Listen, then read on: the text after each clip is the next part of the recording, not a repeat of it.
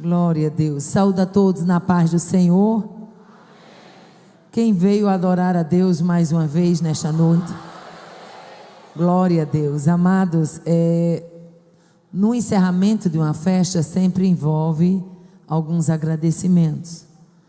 E eu quero, em primeiro lugar, agradecer a Deus, como eu sempre tenho dito, né? Desde o começo, quando Deus me chamou para a palavra.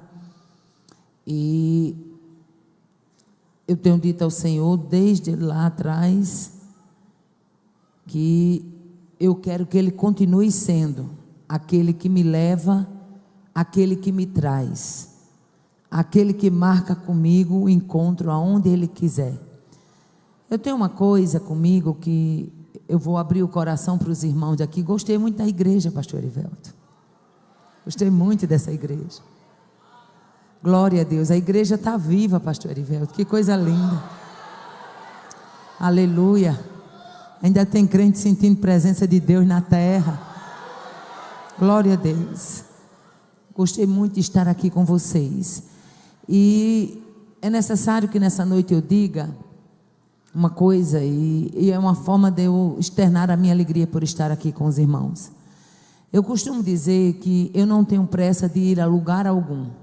Eu só quero ir aonde Deus quer me levar. Sempre foi assim. Eu nunca tive pressa com visibilidade, né? Hoje a gente vê tanta coisa, tanta gente, né? Escravo da visibilidade. E isso não é bom. Principalmente para quem tem ministério, não é bom. Não é bom, porque você se torna refém de uma imagem que você mesmo cria, né? E apesar de eu ser uma mulher ainda nova, vou fazer meus 58 anos agora, próximo mês, mas tem coisa que eu ainda sou meio bicho do mato. Eu tenho um canal no YouTube, para vocês terem uma ideia, esse canal foi aberto em 2015, faz 33 anos que eu ministro, mas foi aberto em 2015 pelo meu irmão, pastor Chico Chagas, e pense numa luta no dia que ele me disse que tinha aberto esse canal. Gente, eu fiquei brava, não gostei, e fiquei brava e reclamei. Meu esposo estava comigo na hora, e ele disse assim: minha irmã, quantas pessoas tem que vagam durante a madrugada atrás de uma palavra e aí deparam com a ministração da palavra e recebem um conforto. Mas eu fiquei chateada com aquilo, até que um dia, eu nunca tinha entrado lá, para vocês terem ideia, eu vim ter a senha desse canal o ano passado, nem a senha eu não tinha, ele mesmo é quem postava lá, não sabia de nada. E aí, quando foi um dia, já com uns meses que ele estava apostando, eu disse: olha, você abriu esse canal, pois fique sabendo uma coisa, eu não vou perder tempo com isso, de estar botando pregação lá, de estar não sei o que, essas coisas. Tem a história de um alimentar, é o alimentar que me deixa injuriada, é o negócio de estar ali, porque se você ficar com aquele negócio, com aquele moído, você não ora mais, você não jejuma mais, você não lê mais Bíblia, é assim ou não é? E aí eu disse: olha, eu não vou perder tempo com isso. Ele disse: não se preocupe não, pode deixar que eu posto, eu quem posto, tá bom. Quando foi um dia, eu fui dar uma olhada lá, o que é que ele estava botando, e quando eu abri, a primeira vez que eu abri o vídeo, tinha um comentário assim, de uma senhora, eu estava às 3h10 da manhã, desesperada por uma luta que eu estava passando, quando eu me deparei com esse vídeo, e pela madrugada o Senhor me consolou, o Senhor me fortaleceu, e eu, no lugar de amanhecer desesperada, amanheci cheia de esperança.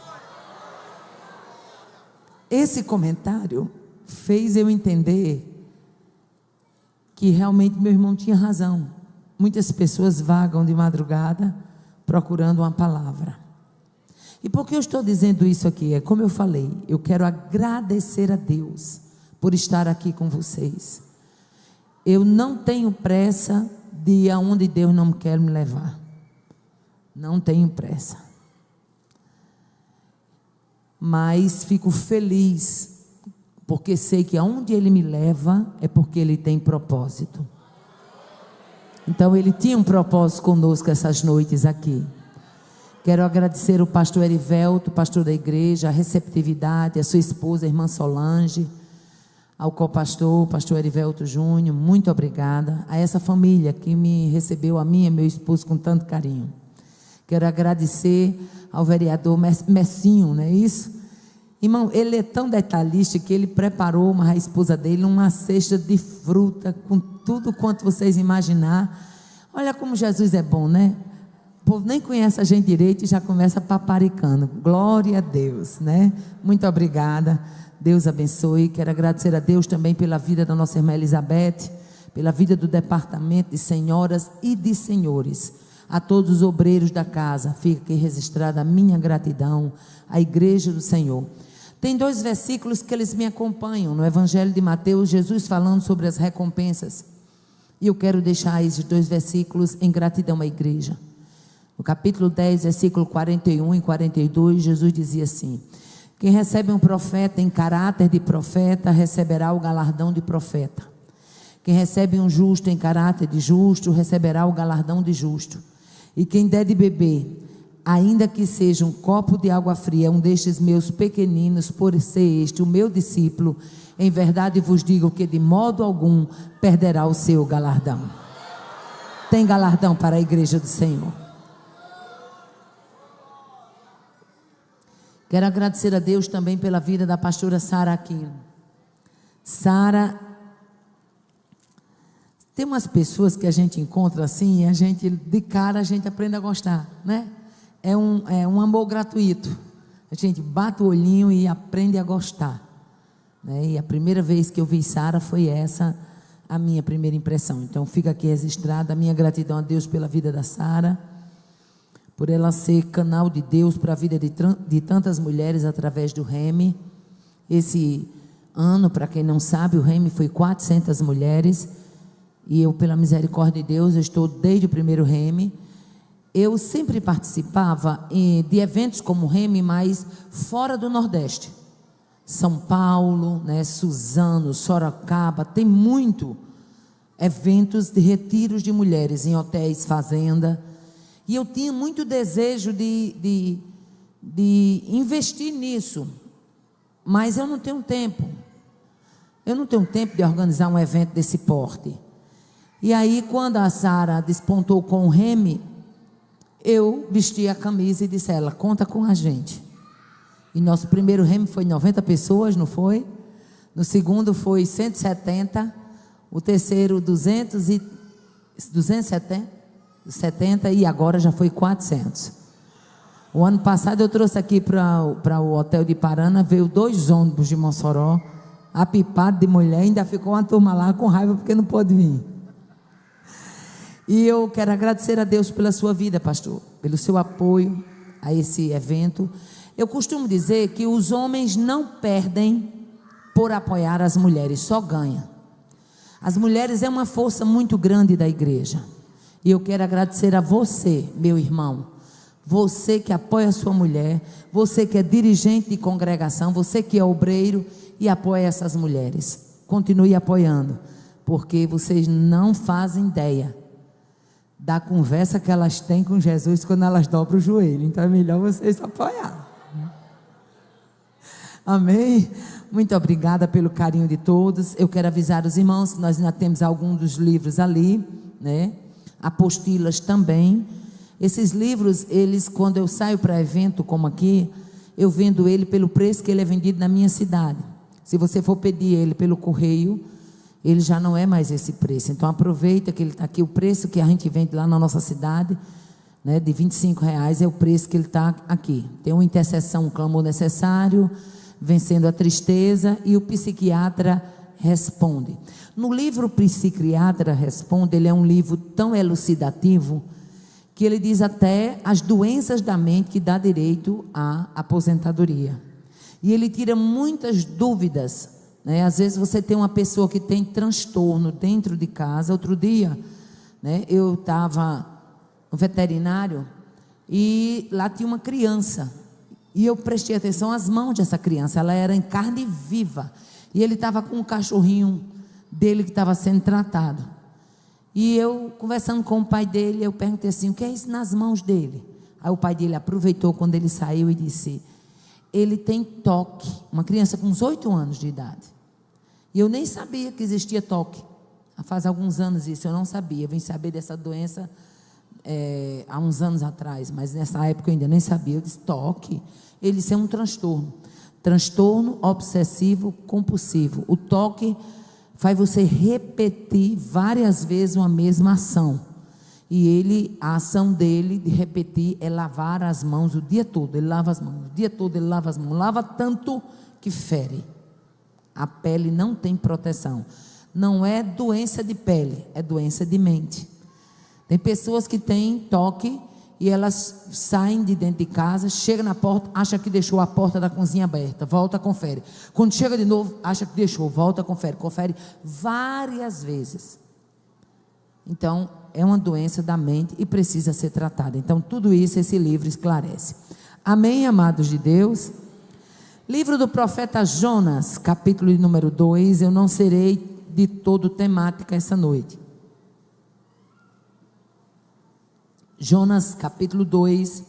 Nós vamos ler o versículo 1 e 2 e depois o versículo 7.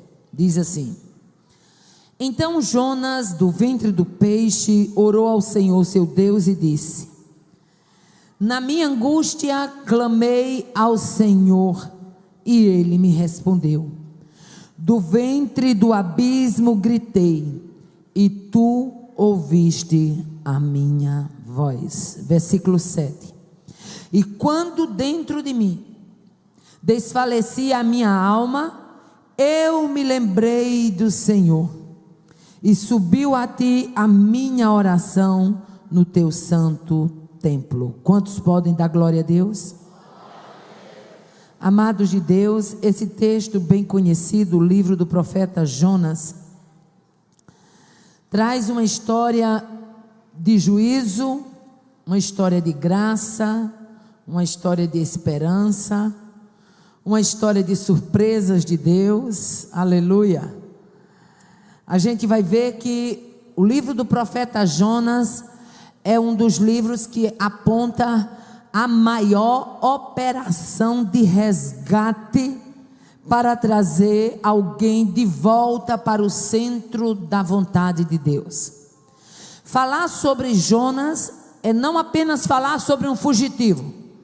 Falar sobre Jonas é falar sobre projetos de Deus que não podem ser frustrados. Aleluia! Falar sobre Jonas é falar sobre missão que Deus delega. Falar sobre Jonas é falar sobre chamado. A Bíblia é claro, o livro do profeta Jonas é um livro muito claro.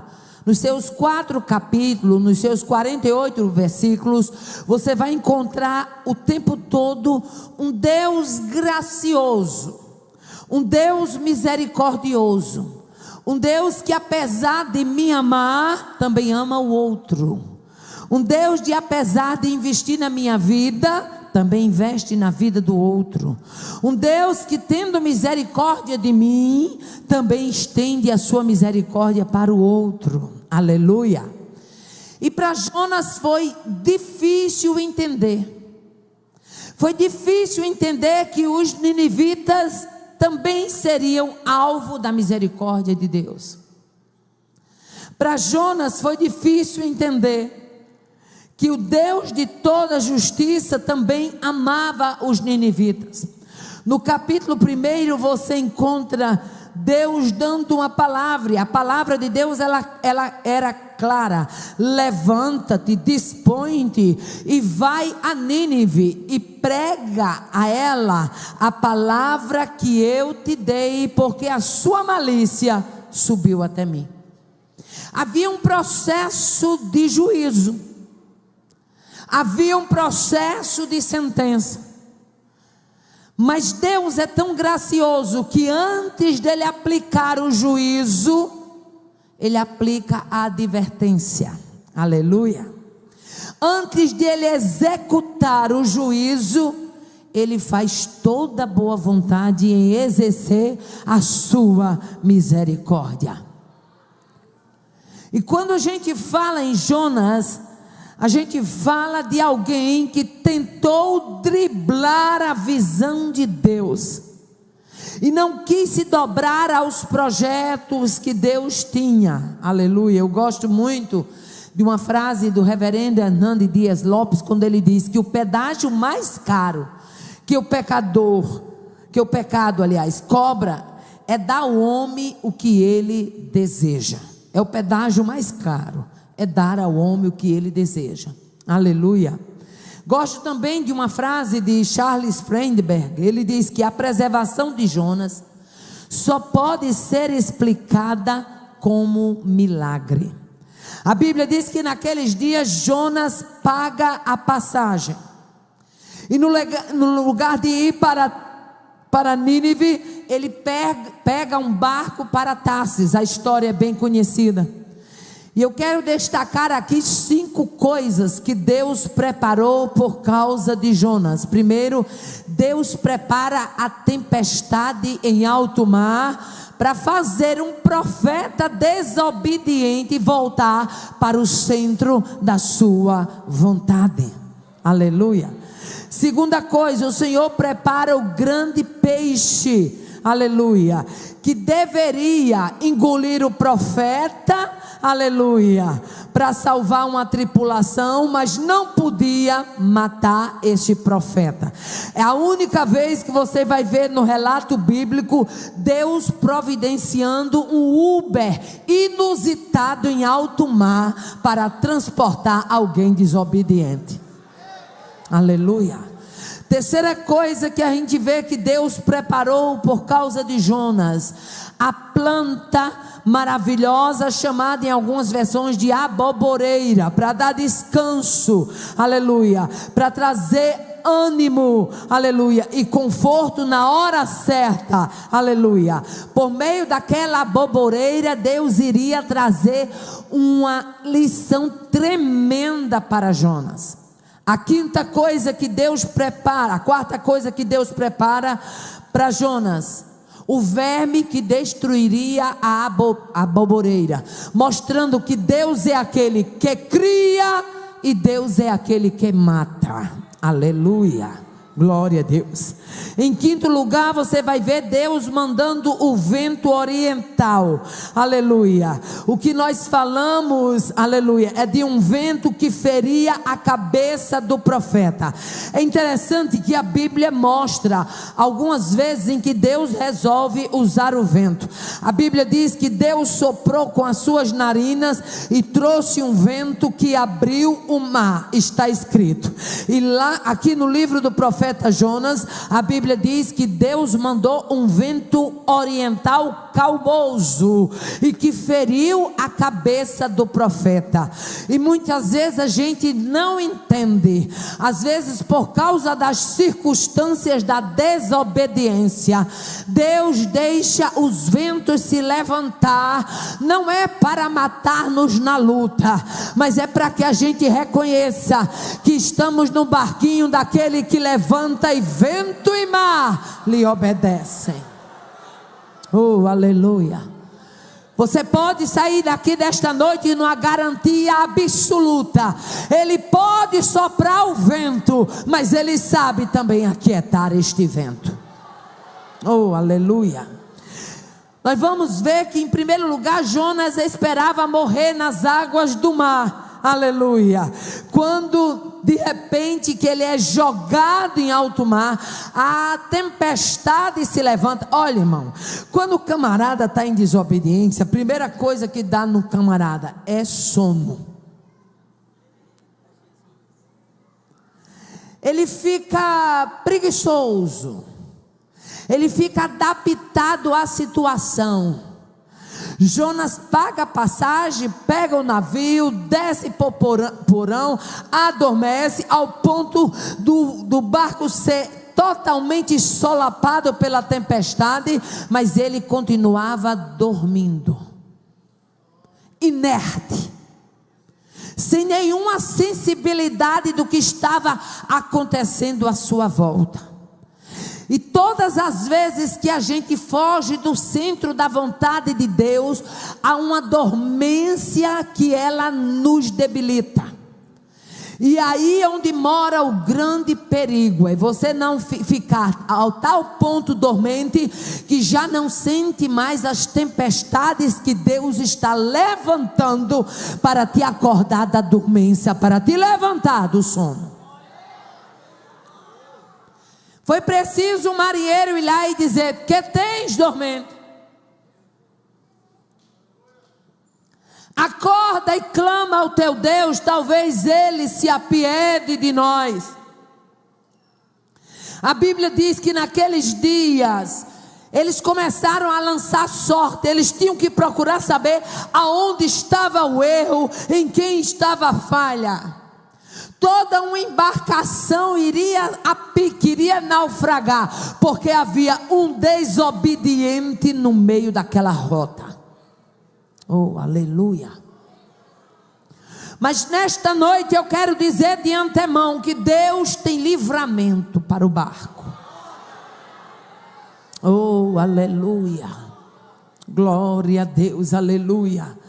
A Bíblia nos diz, o capítulo 1 e versículo 5, que os marinheiros, cheios de medo, cada um começaram a clamar ao seu Deus. O rebuliço foi grande, coisas foram lançadas em alto mar. Eles queriam a todo custo aliviar o peso do navio, mas o peso do navio não era de pertences, o peso do navio era um desobediente, porque onde tem um desobediente, o clima fica pesado.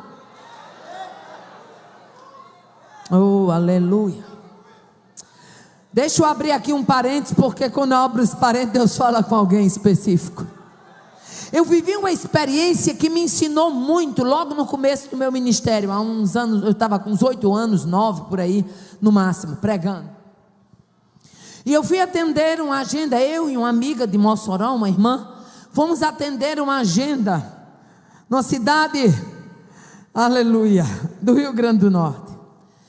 E quando estávamos lá, a gente pregava, e quando a gente pregava, a impressão que a gente tinha é que tinha uma porta de vidro entre o púlpito e a igreja.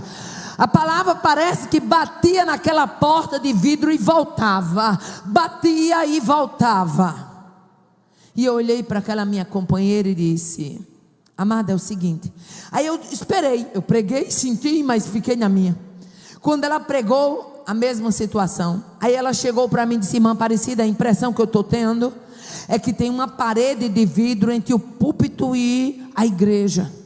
É como se a palavra não chegasse no povo. E eu disse: interessante, irmã, foi a mesma coisa que Deus segredou no meu coração. Eu estou dentro do contexto que onde tem desobediência tem peso, né? E aí ela disse: e é uma coisa pesada, você está sentindo? Eu digo: estou sentindo. Eu disse: então vamos fazer um negócio? Ela disse: o que é? Eu digo: eu não estou em pecado, você também não está, então alguma coisa Deus vai fazer. Tá certo. Eu disse: vamos marcar um negócio nós duas? Ela disse: o que é? Hoje de noite ninguém dorme, vamos passar a noite em vigília, eu e você? Ela disse: vamos. Eu digo: vamos orar e Deus vai dizer, Deus vai descortinar o que negócio é esse. E ela disse: vamos. E a gente chegou do culto, lanchamos, o casal que estava nos hospedando se recolheram, e eu acho que eles pensaram que a gente ia ter uma noite boa, agradável de sono, e nós joelho no chão.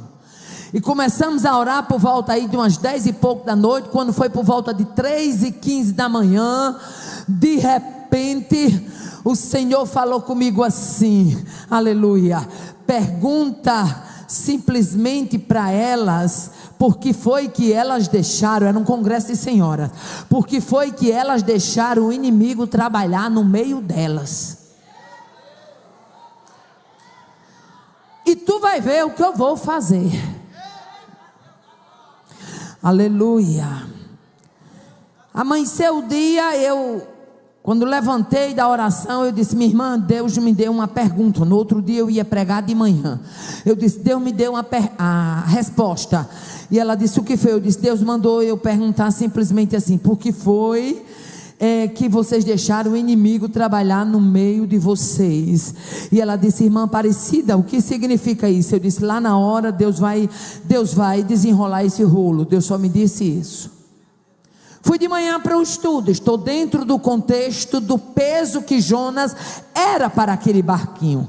Aleluia. Poderia lançar fora toda a mercadoria e todo o peso do navio, não adiantaria, porque o peso que estava ali era o peso de alguém que foge de um Deus vivo, poderoso, um Deus que vê, um Deus que sonda, um Deus que fala, um Deus que se revela. Quando cheguei na igreja pela manhã, que peguei o microfone, que foi me dada a oportunidade para mim ministrar, eu disse: irmãs, desde ontem que eu e a irmã Suzana, a gente sente esse peso aqui, e Deus, a gente passou a noite orando, e Deus me disse assim: por que foi que vocês deixaram o inimigo trabalhar no meio de vocês? Aí na hora que eu liberei a palavra, Deus me deu o resto. Como é que vocês querem que Jesus salve, cure e batize com o Espírito Santo, e vocês começaram uma briga por causa de um fardamento, e no meio de vocês tem gente mal?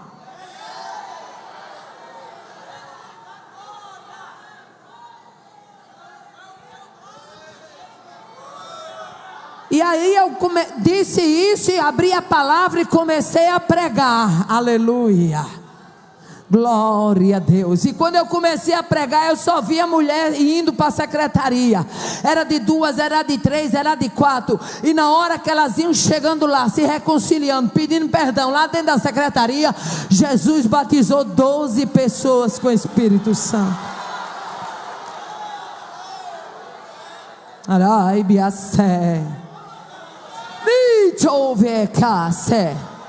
Tem que se ter muito cuidado numa preparação antecipatória para a festa, porque Satanás anda bramando como um leão, procurando a quem possa tragar. Mas deixa eu dizer uma coisa que você já sabe: mas o leão da tribo de Judá permanece no meio da casa. Ramai tocou esse. Meu marido dirigiu congregação por 15 anos, pastores. E numa das nossas experiências, ainda estou dentro desse contexto. E uma das nossas experiências foi um dia, eu era recém-chegada na congregação, e as irmãs sabem que eu conheço muita gente que prega. Uma irmã chegou para mim e disse: irmã Aparecida, daqui a 3, 4 meses é o aniversário do conjunto. A senhora conhece muita mulher que prega, arranja a nossa pregadora. Eu disse: está certo. Falei com uma pessoa, disse: qual é o mês? Ela me deu um mês. Eu disse: está certo, irmã. E passou um mês, passou 2 meses, e a irmã não falou mais nada da festa. Quando já foi entrando para o 3º mês, eu disse: irmã, vem cá, como é que está o preparativo da festa, minha filha? Da festa do conjunto. Ela disse: irmã, não vai ter mais não. E eu disse: não vai ter mais. Ela disse: vai não. E eu disse: por que, minha filha? Ela disse: irmã, é um problema tão sério, eu queria até que a senhora viesse aqui numa reunião. Eu vou reunir as irmãs próxima quarta-feira, tem como a senhora vir, já que a senhora é a mulher do nosso dirigente? Eu disse: vou. E eu fui, inocente, sem saber de nada. Mas Jesus é bom. É bom, Jesus é bom. E Ele bota a gente em cada situação, né? Como diz o nordestino, em cada boca quente. Mas se preocupe não, Ele sabe o tamanho da boca e sabe também o tamanho da tampa que Ele bota para tampar esse negócio. E quando cheguei lá, irmão, e pense numas mulheres que estavam tudo brabo umas com as outras. E eu estou lá vendo aquele negócio, uma diz uma coisa, outra diz outra, uma diz outra. E a pobrezinha da irmã do conjunto querendo conciliar a situação. E ela disse: minha irmã, pelo amor de Deus, tudo isso começou por causa de um fardamento. Minha irmã, e lá na luta, uma queria. Qual era a frutica? Era se o blazer da farda, se o paletó ia ser estilo cavadinho, ia ser, aliás, estilo de golinha, se ia ser com gola ou sem gola. Olhe para a minha cara. Você acha que eu tenho tempo para perder com um negócio desse? Uma queria com gola, outras queriam sem gola, umas com gola, outras sem gola, e era aquela luta, aquela peleja. E de repente aquela irmã tão aperreada do conjunto olhou para mim e disse: bom, eu não sei nem se vai ter mais a festa, mas se for ter, a farda quem vai decidir é a irmã Aparecida, que é a mulher do nosso dirigente. Botou para mim assim na maior. E eu disse: minha irmã, não bota eu para decidir não. E ela disse: não, minha irmã, fica à vontade, a senhora quem decide. Aqueles olhos tudo tcham em mim. Eu disse: amadas, vamos resolver esse problema aqui. O paletó vai ficar muito bonito, o blazer de vocês, vai ser uma festa linda, muito bonita. De um lado ele vai ter a gola, do outro lado ele fica sem gola. Glória a Deus. Aí elas tomaram um susto, uma disse assim: minha irmã que já viu isso, um paletó com um lado com gola, outro lado sem gola. O que é que o povo vai dizer? No dia da festa eu mesmo vou explicar que vocês deixaram Satanás comer o outro lado da gola. Acaba com isso. Você vai perder tempo de trabalhar para o rei por causa de picuinha, coisinha pequena. Em nome de Jesus, entenda que o projeto é grande, a envergadura é grande, o resplendor é grande.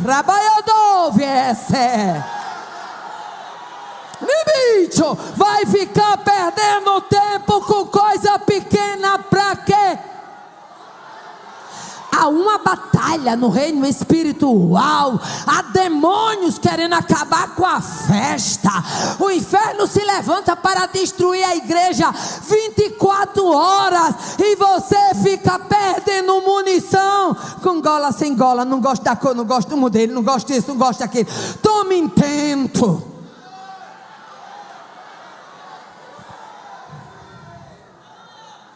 Rabacho vese.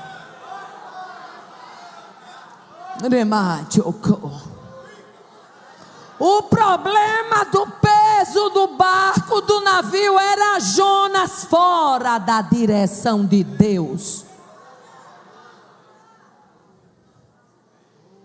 Não tinha nada que pegar navio errado, tinha que pegar era o navio certo. Na hora que lançaram sortes, que a sorte caiu sobre ele, todo mundo frechou em cima de Jonas. E a pergunta foi: que ocupação é a tua? De onde tu vens? Qual é a tua terra? E de que povo és? Primeira pergunta: que ocupação é a tua? Quanta gente se ocupando daquilo que não deveria se ocupar. Eu quero ver no meio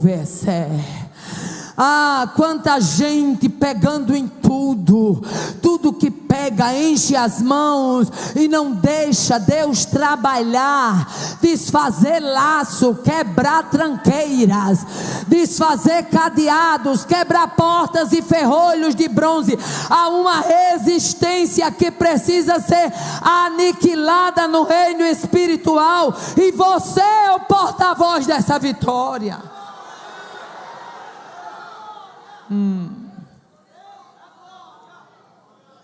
Primeira coisa que a gente vê quando eles perguntam a Jonas: qual é a tua ocupação? De onde tu vens?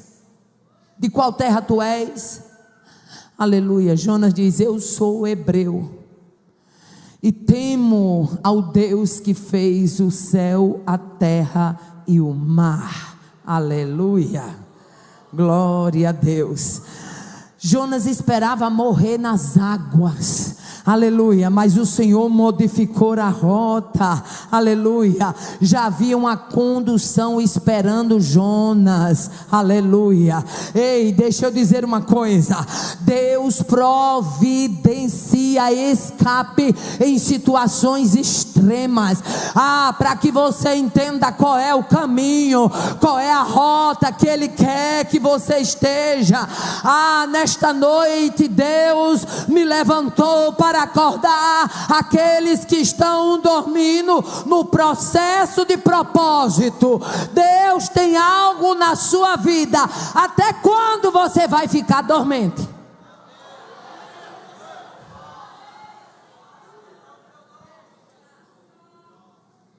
É uma dormência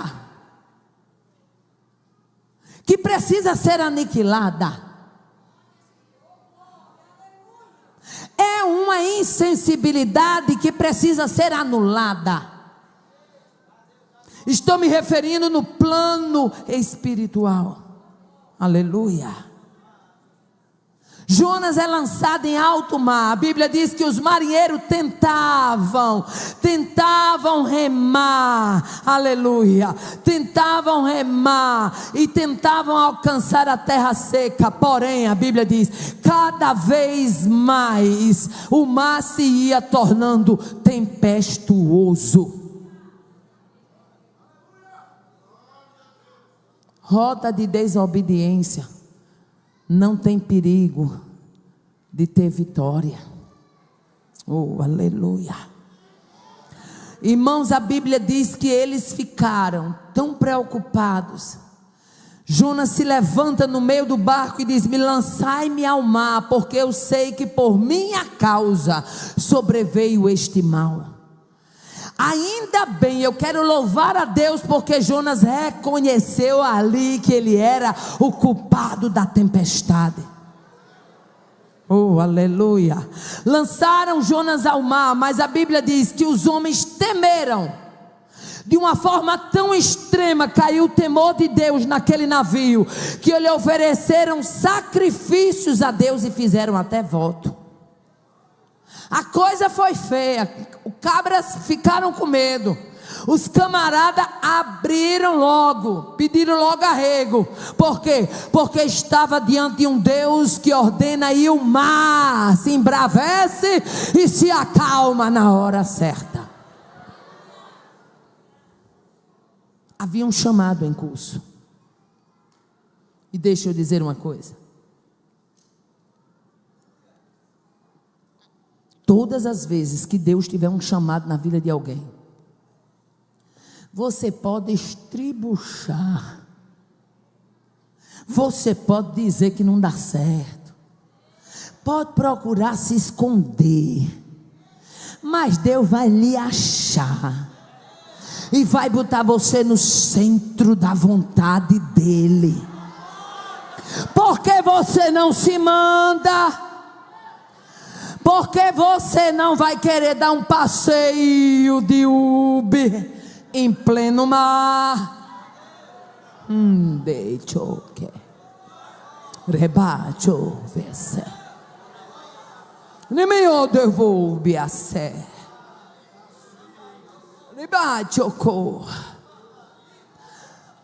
Jonas pensando que ia dar uma volta de navio, foi dar a volta, foi num bucho de peixe, que é para entender que quando Deus quer e ponto final. O que eu acho interessante é que havia tanta gente que poderia ter obedecido, mas Deus queria era Jonas. E eu não sei o que é que Deus tem com essa turminha que diz assim: eu não quero ir não, porque é essa turma que Deus mais manda. Às vezes tem uns camaradas oferecidos, mande eu, está aqui eu, olhe eu, apresente eu, chame eu. Não sei o que é que Deus tem com quem não é oferecido, que Deus só chama gente que não se oferece. Às vezes se escondendo e Deus achando. Oh, aleluia. Não se preocupe não, que o fast light de Deus está passando aqui nessa noite. Da raça ébria. Nemicho. Jonas é lançado ao mar, e quando ele é lançado, minha filha, o camarada pode até ser duro para algumas coisas. Agora tem uma coisa: na hora da peia a gente faz círculo de oração, nem que seja no busto da baleia. Ele diz: do abismo eu gritei. Agora pense da potência que é a oração. Oração, minha filha, a Bíblia não diz a quantos metros de profundidade estava a baleia não, mas a oração é coisa potente diante de Deus. Rompeu o couro da baleia, passou pelas águas, rompeu o mar e chegou no céu.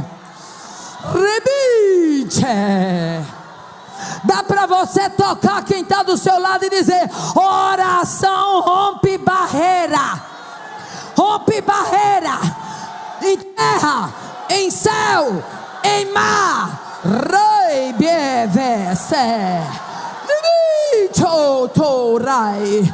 Oração rompe barreira.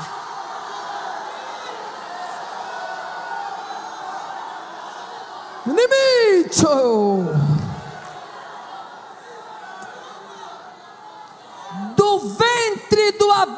abismo gritei e tu ouviste a minha voz. A Bíblia não diz que foi que Jonas viu lá dentro, não, mas ele deve ter visto um bocado de coisa feia, viu? Jonas deve ter visto um bocado de coisa feia. O negócio não foi bom, não, que ele chamou de abismo. Quem não quer orar, minha filha, no ciclo de oração aqui na Calcaia, uma igreja climatizada, tudo direitinho. Aí às vezes Deus permite uma tempestade e você aprende a orar, nem que seja no bucho do peixe. Às vezes é na beira da pia, dizendo: oh Jesus, eu queria tanto liberdade. Outro dia eu estava no hospital, encontrei uma irmã que eu conhecia de vários anos atrás, a da cidade de Açu, que eu tinha morado lá um tempo, e ela já velha e doente, olhou para mim e disse assim: eu queria tanto que Jesus me curasse, para mim fazer alguma coisa para Jesus. E na mesma hora o Espírito Santo disse: é mentira, ela passou a vida toda com saúde, só querendo trabalhar para ganhar dinheiro. Agora que está velha e enferma, quer ser curada para fazer alguma coisa. Desperte, acorde, o tempo é agora.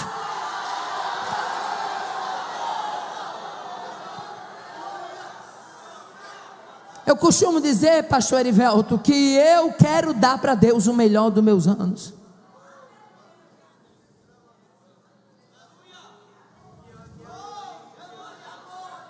Sou filha de uma das fundadoras da Legião de Maria em Mossoró, e no meio de uma parentela idólatra, Deus olhou, mirou em mim, me acertou, tomou para Ele. Aí eu vou ficar dando uma de gaiata? Eu tenho mais que dizer a Ele glória, a Ele o louvor, a Ele a honra, a Ele a exaltação. Sou dele, por Ele e para Ele, e quero falar do nome dEle enquanto eu viver.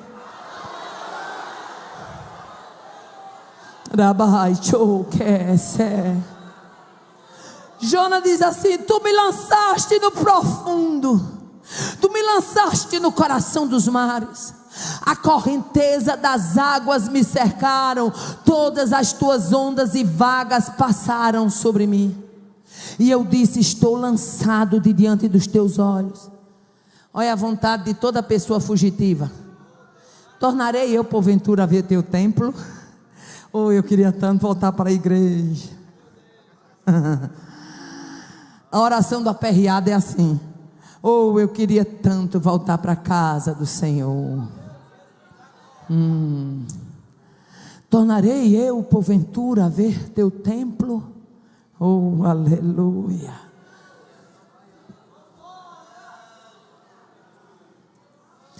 No versículo 5, Jonas diz: as águas me cercaram até a alma, o abismo me rodeou, as águas se enrolaram na minha cabeça. Veja que águas aí é com L, é águas marinhas, ou seja, águas marinhas enrolavam na cabeça de Jonas, dentro da barriga do peixe. A coisa foi tenebrosa, aleluia. Mas a oração de Jonas no ventre do peixe é uma oração de reconhecimento de fragilidade, é uma oração de petição de livramento, é a oração de uma experiência de rebelião que se tornou indisciplina. Jonas passa da experiência de fugitivo para a experiência de arrependido. Jonas passa da experiência de teimoso para a experiência de consagrado. Tornarei, pois, a ver eu o teu templo.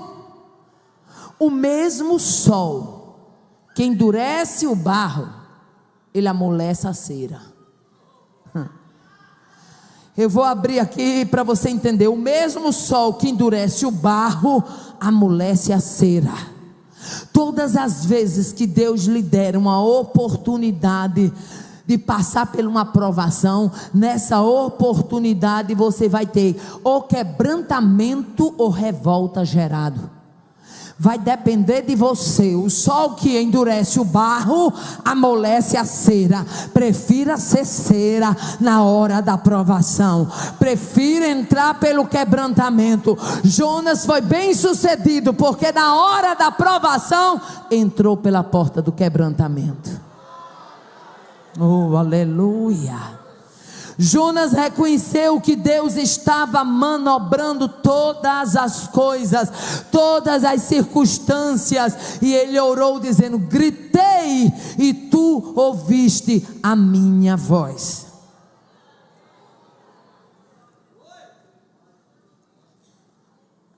Quem já teve a experiência de ser atendido por Deus num grito? Eu já. Quem já teve a experiência? A gente está falando aqui um pouco também sobre a oração, já que Jonas orou, né? Quem já teve a experiência de Deus atender você na hora de um grito, na hora do desespero? Levanta a tua mão e dá um glória. Oh, aleluia. A minha filha Cássia, ela quando tinha 1 ano e 10 meses, ela desabou de um primeiro andar, lá na época, na fazenda do pai de Joatã, na Lagoinha. O pai dele tinha construído uma Assembleia de Deus, em cima era aposentos para quando as pessoas viessem se hospedar. E minha filha caiu lá de cima. E quando a minha filha caiu, eu ainda era muito nova na fé. Ela caiu e do jeito que ela caiu, ela rompeu um cajueiro e ela caiu quebrando várias galhas desse cajueiro, estatalou no chão com 1 ano e 10 meses de nascida. A menina apanhou ela e lá vinha a menina com ela, semi-morta. E na hora que eu vi, eu peguei um corredor que tinha para chegar na próxima casa que tinha de um senhor que tinha um comércio lá chamado Farrambamba, e para poder ele prestar socorro, porque nós não tínhamos nenhum carro dali. E na hora que eu corri, de repente o Espírito Santo disse: lembra-te do filho da viúva de Naim. Eu tinha escutado, era nova convertida, eu tinha escutado aquela pregação uns 2 dias antes, e eu me lembrei do que tinha sido pregado, que Jesus encontrou com aquela mãe na entrada da cidade, aleluia. E eu coloquei a minha filha dentro daquele carro e fomos para Mossoró. E quando chegou lá naquele lugar, eu me ajoelhei e comecei a orar e comecei a clamar a Deus. E a minha filha foi pega e foi levada lá para dentro, e os médicos foram fazer exame. A menina semi-morta, ela não abria o olho, ela não dava sinais de vida, toda cianosada, roxinha, quando de repente os médicos mandaram me chamar, e quando mandaram me chamar, olhou para mim e disse assim: a senhora procura saber quem é o santo dela, porque o santo dela é muito forte. E eu disse: o santo dela é Jesus, eu sou crente. Aí ele diz: pois agora eu creio que o Deus dos crentes é forte mesmo, porque essa menina caiu de um primeiro andar com 1 ano e 10 meses de nascida. Essa menina não tem um osso quebrado, essa menina não tem uma contusão, essa menina não tem nenhuma sequela. Essa menina, eu disse: doutor, e por que é que ela está com os olhos fechados direto? Essa menina está dormindo, e a senhora deixa ela dormir, e quando ela acordar, pode ser que ela vai ficar com trauma pro resto da vida, ela vai ficar com pânico de altura, ela vai ficar com trauma, ela não vai ser uma criança de subir nas coisas, de ter medo das coisas. Eu, muito nova convertida, mas já era ousada, eu olhei para ele e disse: não, doutor, meu Deus não tem milagre cotó não, se ele deu vida à minha filha, ela vai ficar perfeita, curada, do mesmo jeito que ela era antes, aleluia. E eu mesmo na minha pequenez, ainda nova na fé, comecei a orar, e eu dizia assim: Jesus, eu quero um sinal de que minha filha ficou perfeita. Jesus, eu quero um sinal de que minha filha não ficou com medo, não ficou com pânico. Quando foi um dia eu fui trabalhar, quando cheguei em casa, estava a secretária lá de casa na cozinha, eu só vi ela dizer: venha para cá, mulher, venha para cá, mulher. E eu escutava a risadinha da minha filha: venha para cá, mulher. Quando eu cheguei na cozinha, qual era a cena? A mesa vizinho à geladeira. Cássia tinha subido para a cadeira, da cadeira para a mesa, da mesa para cima da geladeira, e estava brincando com a babá para um lado, para outro. E a babá disse: faz muito tempo que eu estou aqui pedindo ela para descer, e vou para um lado, ela vai para o outro. E naquela hora o Espírito Santo disse assim: estou te dando a prova de que não ficar sequela. Quando eu trabalho, ei, o Deus a quem nós servimos é Deus de obras completas. Esse milagre não vai ficar rebarba. Ai, ama, deve ser. Até hoje é corajosa, negona. É corajosa, é ousada. Aleluia. Glória a Deus, aleluia. Oração é coisa tremenda, aleluia. Jonas discerniu que Deus havia mandado a tempestade atrás dele. E eu pergunto nessa noite: tu quer a tempestade atrás de tu?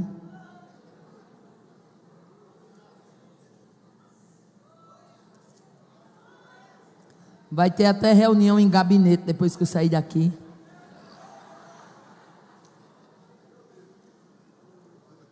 Oh, aleluia. Eu vou repetir porque Deus está me dando graça e autoridade para isso. Tu vai aceitar o projeto de Deus ou vai querer a tempestade atrás de tu?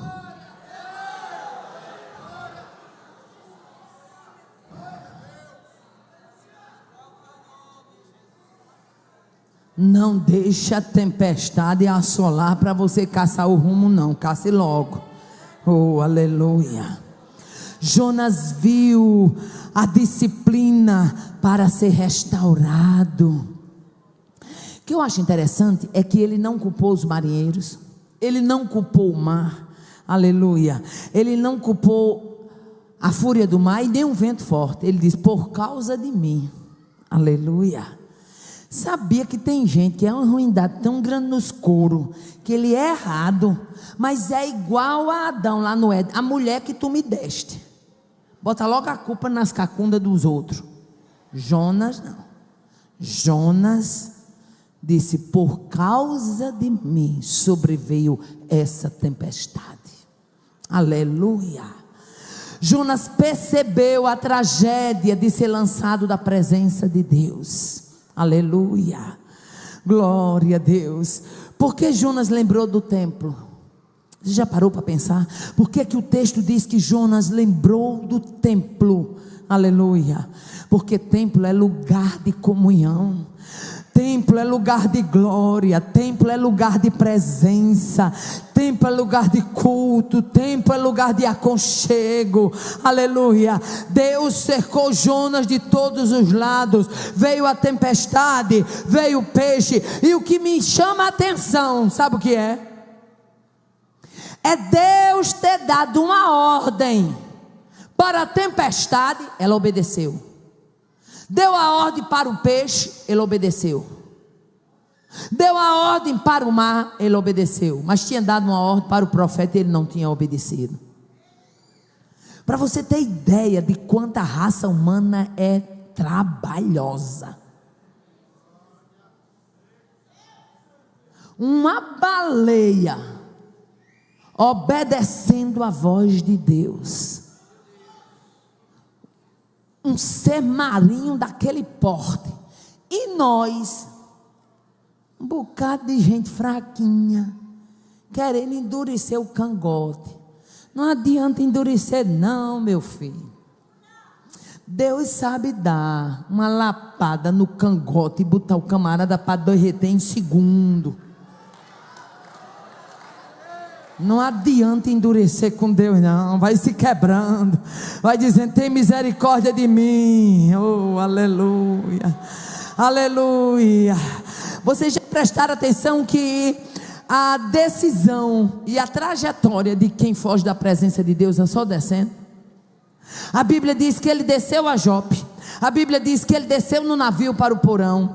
A Bíblia diz que ele desceu do porão para o mar. A Bíblia diz que ele desceu do mar para o vento do peixe.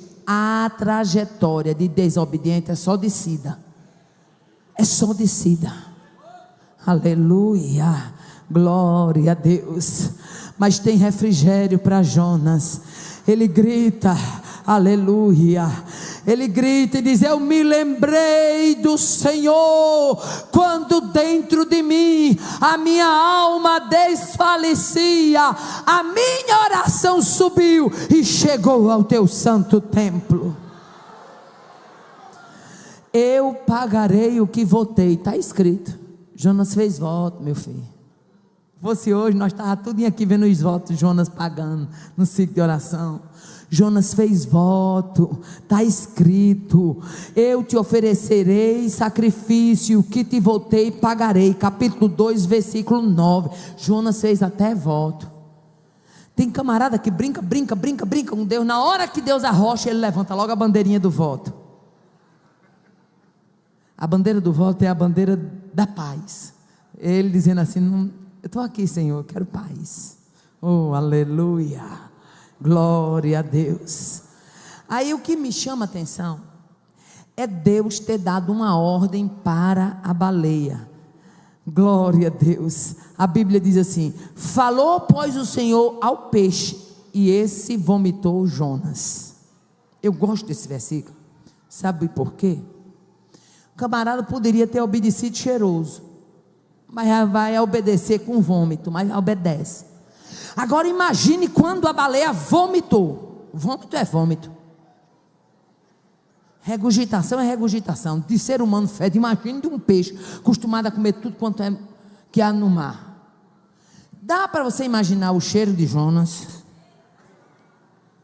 Na hora que ele é vomitado na areia da praia de Nínive, que ele se levanta, que está pensando que Deus vai dar um refresco, Deus disse: levante e vá a Nínive, e prega para ela a palavra que eu te dei. Não quis ir cheiroso, não, vai fedendo, mas vai. Oh, aleluia. Rabacho que viasse. Dicho. Vocês sabiam que, teologicamente falando, Jonas é o profeta da mensagem mais medíocre? 40 dias. Jonas atravessa Nínive. A Bíblia diz que ele atravessa Nínive, e a pregação de Jonas era: dentro de 40 dias de Nínive será subvertida. Jonas só anunciou o juízo. Ele é conhecido como profeta da mensagem medíocre. Anunciou só o juízo. Não foi em nenhum momento mensagem de misericórdia. Mas Deus, quando quer falar, Ele fala nas entrelinhas do que é dito. Aleluia. A Bíblia diz que mesmo essa mensagem sendo assim, aleluia, mesmo Jonas percorrendo e pregando ainda dentro de 40 dias, e Nínive será subvertida, no capítulo 3 e versículo 5 diz assim: os ninivitas creram em Deus e proclamaram um jejum, e vestiram-se de panos de saco, desde o maior até o menor. E chegou a notícia ao rei de Nínive, ele se despiu das suas vestes reais, vestiu pano de saco, proclamou o jejum. E sabe o que é que o rei mandou dizer? Não dê pasto aos animais, não dê água para que bebam, aleluia. Nem vai comer nem boi, nem ovelha, nem bicho algum, não leve nem pasto e nem água. Todos têm que estar cobertos de pano de saco, tanto homens como animais. Imagine o que é uma cidade toda, 120 mil pessoas, todo mundo vestido de saco. Imagine o que é você passar no galinheiro, as galinhas vestidas de saco. Você passar no curral, as vacas, os bodes, as ovelhas vestidas de saco. Imagine como era sério o grunhido desses animais, o berro desses animais, com fome e com sede. Era uma cidade rendida, para mostrar para o profeta Jonas: quem faz não é a tua mensagem, tu és apenas o porta-voz, quem faz é o Deus que mandou a mensagem.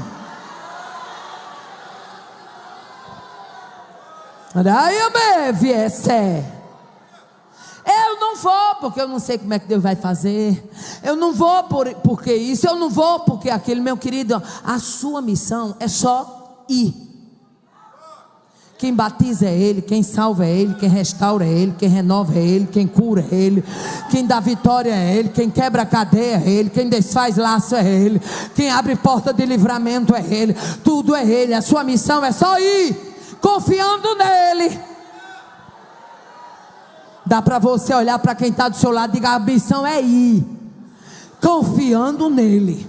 É ir, é ir. Bote o pé na estrada, chinele, vá. Dai cho que se debicho vebaço. A Bíblia diz que Deus viu o que eles fizeram e como se arrependeram. E Jonas foi sentar lá fora da cidade para ver o que aconteceria. queria assistir de camarote. Aí Deus prepara a boboreira, num dia nasce, no outro dia vem um verme e destrói. E Jonas diz: eu quero é morrer. Desgostou-se muito. Sabe qual era o grande problema de Jonas com os ninivitas? É porque tem um tipo de Jonas na gente, se a gente não vigiar, de vez por outra ele aparece. É que a gente quer que Deus veja o outro com os olhos que a gente vê.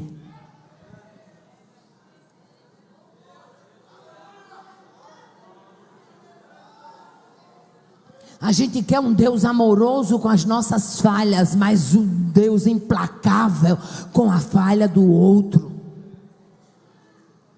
Só que Deus não está obrigado a não amar quem eu não amo, não. Deus é amor, é misericórdia pura. A boboreira nasce, Jonas se refresca do sol escaldante, e no outro dia ela morre. Jonas reclama. Aí Deus chega para Jonas: vem aqui. Acaso isso é motivo para você estar assim irado? Tu está reclamando porque morreu uma boboreira que você nem sequer teve trabalho para fazê-la nascer e nem morrer. Você está tendo pena, compaixão de uma boboreira e não quer que eu tenha compaixão da cidade de Nínive, onde tem 120 mil pessoas que não sabem discernir entre a mão esquerda e a mão direita. Oh, aleluia. E aqui fica uma lição para nós: Deus não vê aquela pessoa pecadora pela ótica que você vê. Ele vê naquela pessoa já um projeto futuro.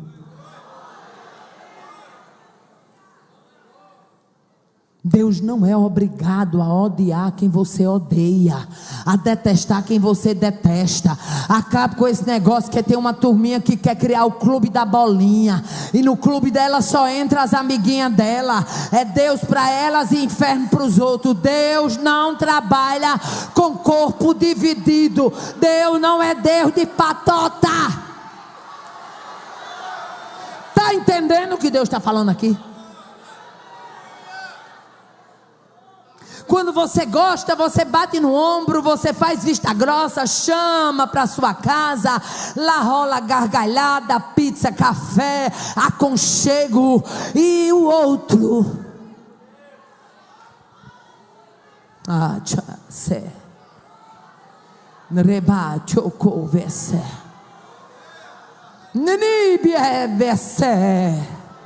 Deus tem uma medida própria, e a medida dele é segundo a reta justiça. Jonas estava olhando os ninivitas pela ótica de quem os ninivitas eram, os inimigos que eles eram de Israel.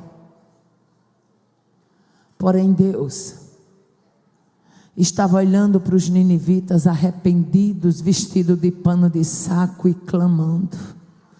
Oh, aleluia. Abre a tua mente para entender. Aleluia. Glória a Deus. Há duas coisas que impediram Jonas de ver o plano de Deus. Primeiro, a ideologia patriótica de Jonas estava impedindo ele ver Nínive como um instrumento da misericórdia e do alcance de Deus.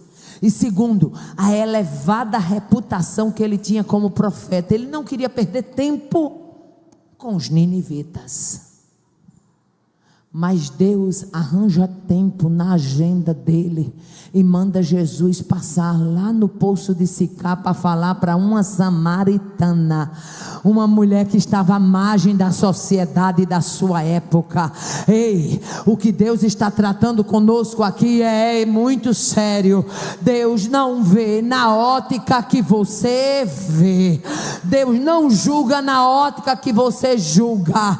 Aleluia. Entenda que a misericórdia de Deus, ela tem um alcance tremendo, e que você queira ou que não queira, aquele macumbeiro lá perto da tua casa, Deus tem projeto na vida dele. Acabou.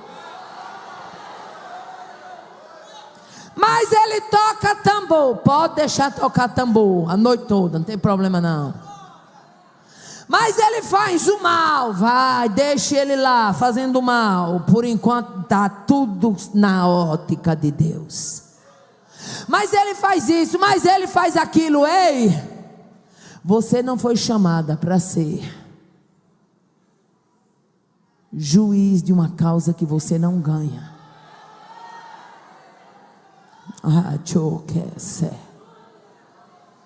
Nesta noite Deus brada para dizer em alto e bom som: aprende a olhar para o outro vendo o projeto que alguém um dia olhou para você e viu.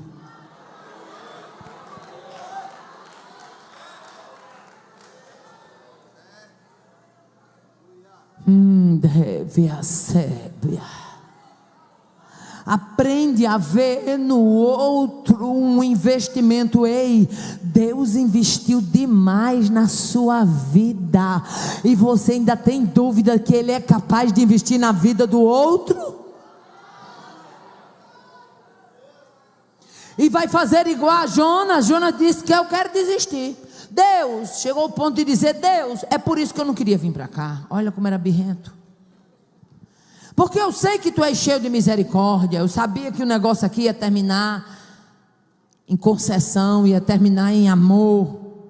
Deus disse: quer dizer que tu tivesse compaixão da boboreira, e eu não posso ter compaixão de 120 mil pessoas, é? Aleluia.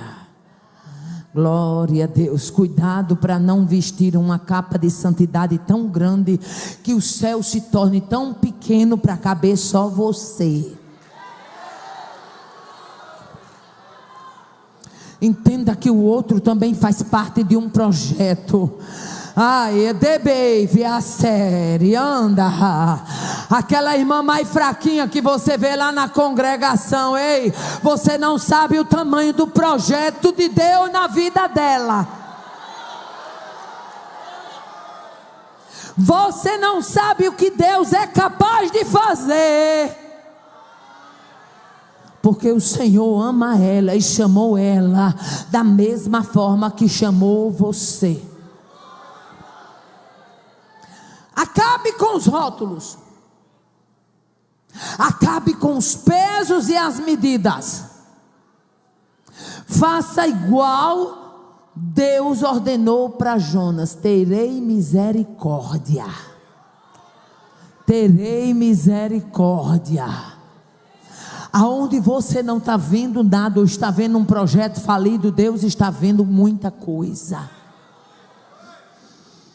Jonas se achava um profeta de reputação ao ponto de dizer o que Deus deveria ou não fazer, como Deus deveria ou não trabalhar. Ei, no dia que eu me habilitar para dizer como Deus deve trabalhar, eu vou ter que pendurar a chuteira, viu? Porque Deus não precisa. A Bíblia diz: quem foi que emprestou a Ele para que Ele tenha que devolver? Aleluia. Deus não precisa da satisfação dos projetos, dos planos dele a seu ninguém. Oh, aleluia. Ele quer que você se sinta amado, mas que você veja o outro também como alvo do amor dele.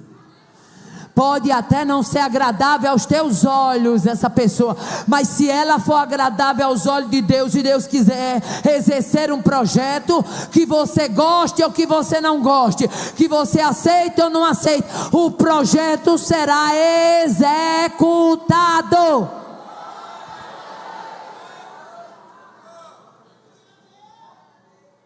Deixa eu abrir aqui um parênteses, que quando eu abro esse parênteses, Deus fala com alguém específico e a gente já vai estar encerrando. Para quem não sabe, eu fui vítima de depressão por quase 2 anos, antes do Senhor me levantar para o ministério da palavra. Fazem 35 anos que o Senhor me curou. Tomava 4 medicações, vivia dopada dentro de casa. E tinha uma congregação que eu me congregava, na época meu esposo não dirigia a congregação não.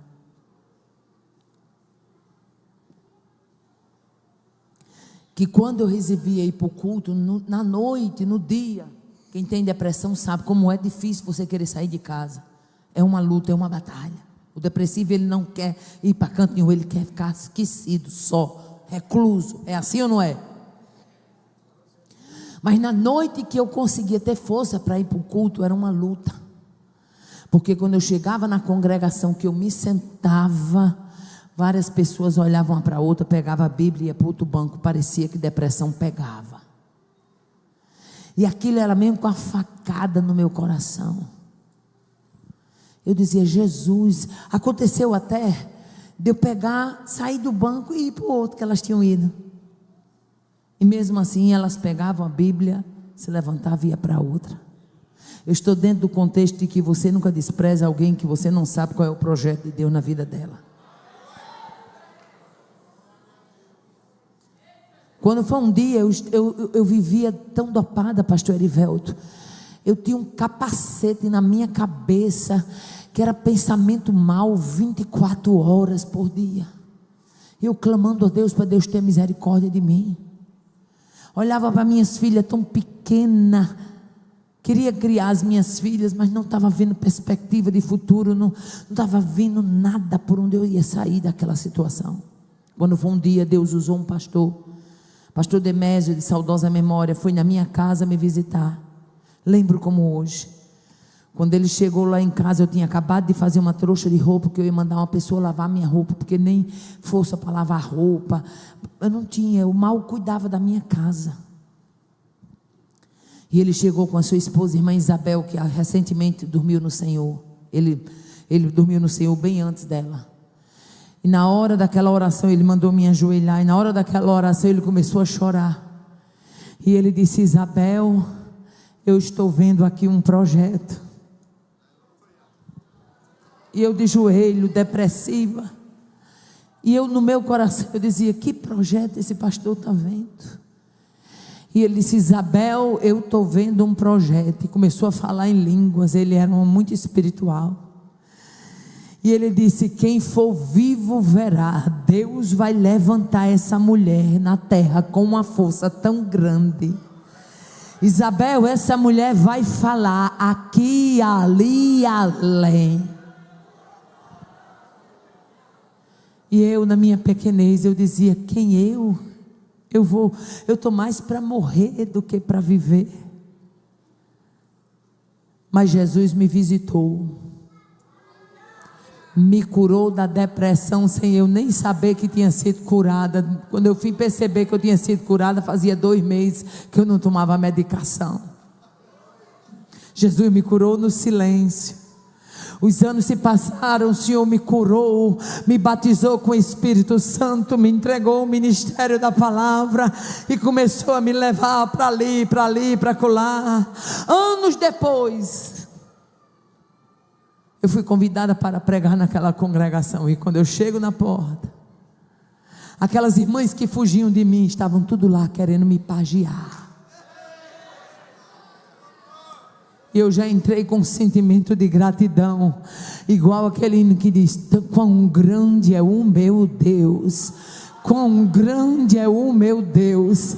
Ei, olhe para quem está do teu lado como um projeto, olhe para quem está dentro da tua casa como um projeto. Aquela carga torta, você não sabe, tem um endireitador disposto a entrar em cena. Rabaia deve ser.